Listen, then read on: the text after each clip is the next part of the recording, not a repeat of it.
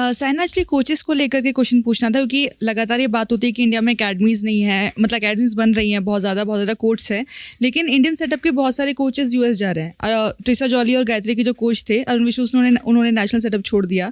बीसाई प्रणीत US जा रहे हैं। सो अकेडमीज़ भी अगर बन भी जाए, बहुत ज़्यादा कोच आ भी जाए, लेकिन अगर आपके पास इंडियन सेटअप में अच्छे कोचेस नहीं हैं तो कैसे मैनेज होगा, और क्या रीज़न है कि इंडियन सेटअप के कोचेस यूएस मूव कर रहे हैं? इंडिया के कितने प्लेयर्स टॉप 10 में हैं, टॉप 20 में हैं अब लास्ट 10 ईयर्स से, so many of them, right.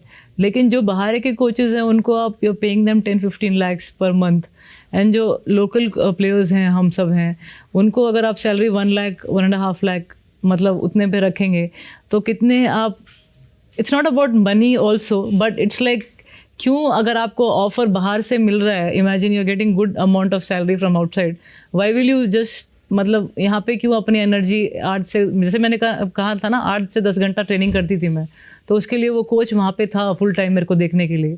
अगर आप इतना टाइम देंगे फैमिली सब छोड़ के, तो आपको उतना तो मतलब कुछ मोटिवेशन रहना चाहिए ना कोचेस को।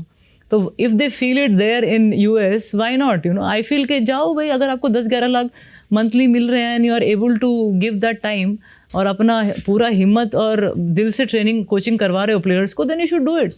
और यहाँ पे आप जब फॉरेन कोचेस को बुला रहे हैं तो you are paying the same amount, right, जो इतने साल से कोचेज़ हैं बाहर के जो अच्छे प्लेयर्स को प्रोड्यूस कर रहे हैं।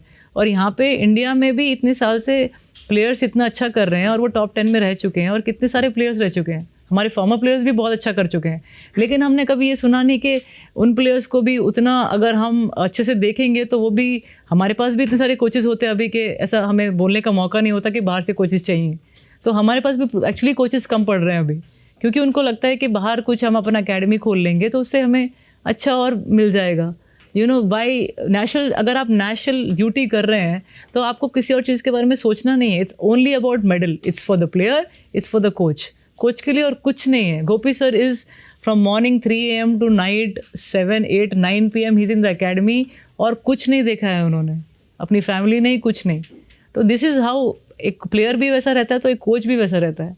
तो अगर आपको चाहिए और ऐसे प्लेयर्स जो आगे बढ़ें, तो ये जो फॉर्मर प्लेयर्स हैं जो इतने लेवल पे खेल चुके हैं, उनके आइडियाज़ लो, बाहर के कोचेज़ भी बुलाओ, why not, because they are training different countries, so they know कि क्या प्रोग्राम करके वो बेस्ट खेल रहे हैं वर्ल्ड में, तो उनको भी बुलाइए प्लीज़। बट अपने जो लेवल, ऑलरेडी हम टॉप 10 में है, मतलब कितना हमने ट्रेनिंग किया होगा वो लेवल पे पहुंचने के लिए। गोपी सर भी हैं, बट स्टिल आई फील कि उनको लगता है कि बाहर मुझे और ज़्यादा कुछ मिल रहा होगा तो मैं बाहर जाके करता हूँ, और अपना फ्यूचर के बारे में भी सोचेंगे, क्योंकि उनको लगता होगा कि शायद अगर कभी वो जॉब मुझसे छिन जाए या नहीं, मे बी 2-3 years के बाद ना रहे मेरे पास, तो इतना तो हो कि मैं कुछ आने वाले सालों के लिए अपने पास रख सकूँ।